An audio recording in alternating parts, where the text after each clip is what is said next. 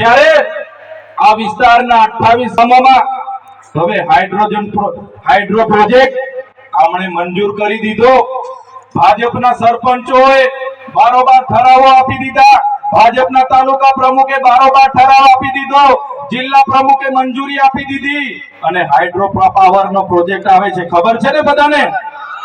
28 ગામોના લોકોનું સર્વે થાય છે। કલેક્ટર અને એમના એસપી પોલીસનો ઉપયોગ કરીને બળજબરી પૂર્વક ત્યાં ગ્રામ સભાઓના ઠરાવો માંગે છે, જમીનોના સર્વે કરાવે છે અને અદાણીને અંબાણીને આ વિસ્તારની જમીનો આપવાની વાત કરે છે। ત્યારે આ ભાજપના નેતાઓને, એમના મંત્રીઓને, એમની કલેક્ટરને, એમના એસપીને હું કહેવા માંગુ છું, અમારો આદિવાસી સમાજ એ સંવિધાન અને સમાજમાં માનનારો છે। જે દિવસે અમારા સમાજને તમે આ પ્રકારની જમીનો છીનવવાની વાત કરશો, હાઇડ્રોજન પ્રોજેક્ટના નામે જમીનો લેવાની વાત કરશો, તે દિવસે અમારા તીરકામઠા, પાલિયા અને ભાલા લઈને અમે રોડ પર ઉતરીશું। તમારી પોલીસ, તમારું જંગલ ખાતું અને તમારા કલેક્ટર પણ અહીંયા ઉભા નહીં રહેશે।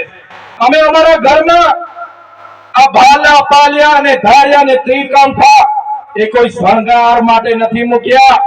જે દિવસે અમને જરૂર પડશે એ દિવસે ભાલા, પાલિયા, તીરકામઠા લઈને અમે રસ્તામાં બી ઉતરીશું।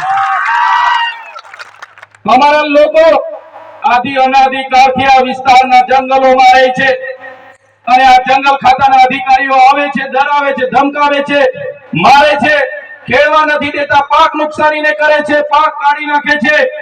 ત્યારે જંગલ ખાતાના અધિકારીઓને પણ કહેવા માંગુ છું, તમારું જંગલ ખાતાનો સંરક્ષણ ધારો અંગ્રેજો દરમિયાન 1862 માં બન્યો, તમારું જંગલ ખાતું 1927 માં બન્યું।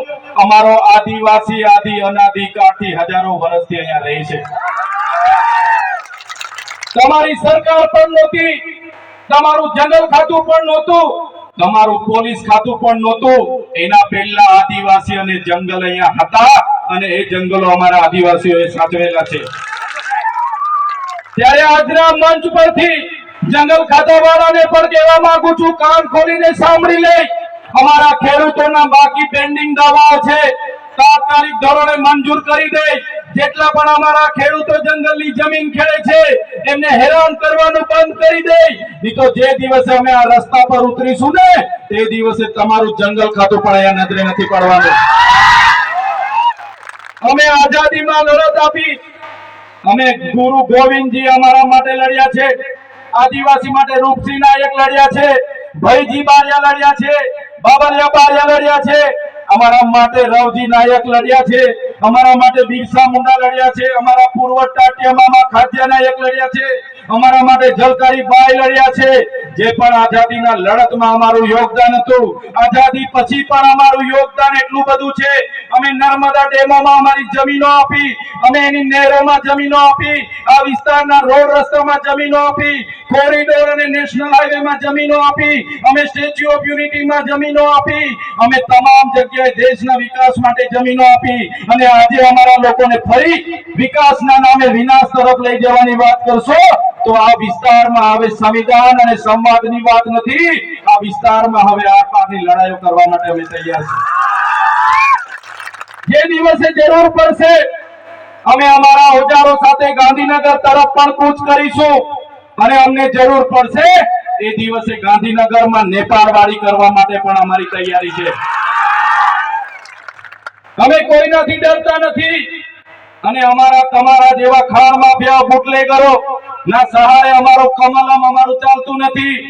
ત્યારે આ વિસ્તારોમાં મનરેગા નામે કૌભાંડો થયા, નલ સે જલના નામે કૌભાંડો થયા, આપણા બાળકોને શિષ્યવૃત્તિ મળે એના માટે અમે અવાજ ઉઠાવ્યો, આ વિસ્તારમાં રોડ રસ્તા બને એના માટે અવાજ ઉઠાવ્યો, નર્મદાના લોકોને વળતર મળે એના માટે અવાજ ઉઠાવ્યો, કેવડિયામાં જ્યારે ઝૂંપડા તૂટતા હતા એના માટે અવાજ ઉઠાવ્યો।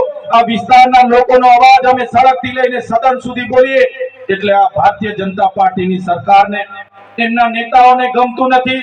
સાથીઓ, તમે બધાએ જોયું હશે, અમને પણ જેલોમાં મોકલવામાં આવ્યા, એક વાર નથી, ચૈતરભાઈ વસાવા પર 19 વાર ખોટી એફઆઈઆર કરવામાં આવી છે, છતાં ચૈતરભાઈ વસાવા એટલા હિંમતથી લડે છે, એટલી તાકાતથી લડે છે કેમ કે ચૈતરભાઈ વસાવા સાથે તમારા જેવા વડીલોને યુવાનોને નાતા દેતા। હમણાં પણ મને જેલ